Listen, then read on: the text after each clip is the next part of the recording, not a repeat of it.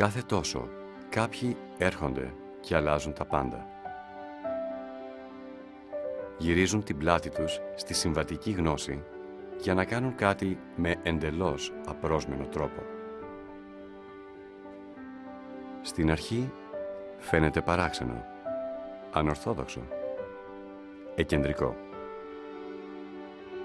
Τελικά όμως καταλήγουμε να το αναγνωρίσουμε για αυτό που πραγματικά είναι, καινοτόμο. Το 1968, ένας αδύνατος φοιτητής από το Μέτφορντ της Όρεγκον ταξίδεψε στην πόλη του Μεξικό για να αγωνιστεί απέναντι στους καλύτερους αθλητές στον κόσμο στο άλμα σε ύψος. Εκεί, με εκατομμύρια μάτια να τον παρακολουθούν, όχι μόνο έκλεψε την παράσταση, αλλά και δίδαξε ολόκληρο τον κόσμο έναν νέο τρόπο εκτέλεσης των αλμάτων. Σήμερα, όλοι οι αθλητές άλματος σε ύψος χρησιμοποιούν την τεχνική του Dick Fosbury.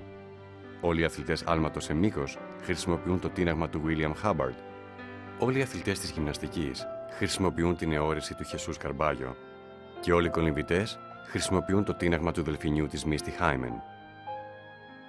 Καινοτομίες όπως αυτές δεν μας κάνουν απλώς ταχύτερους, πιο δυνατούς και καλύτερους, αλλάζουν επίσης τον τρόπο με τον οποίο αντιμετωπίζουμε το πρόβλημα και τον τρόπο με τον οποίο εξετάζουμε τις λύσεις όπου και αν βρισκόμαστε. Σε κάποιο στάδιο, σε εργαστήριο ή σε αίθουσα συσκέψεων. Βέβαια, υπάρχει μια εταιρεία που κατανοεί αυτό το πνεύμα της καινοτομίας καλύτερα από οποιονδήποτε άλλο. Μια εταιρεία για την οποία η καινοτομία αποτελεί πρότυπο και δόγμα. Μια εταιρεία που για μισό σχεδόν αιώνα βοηθά άλλους με τις καινοτομίες τους να αλλάξουν τον κόσμο.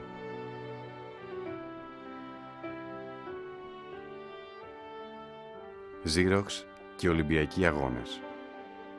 Η καινοτομία αλλάζει τα πάντα.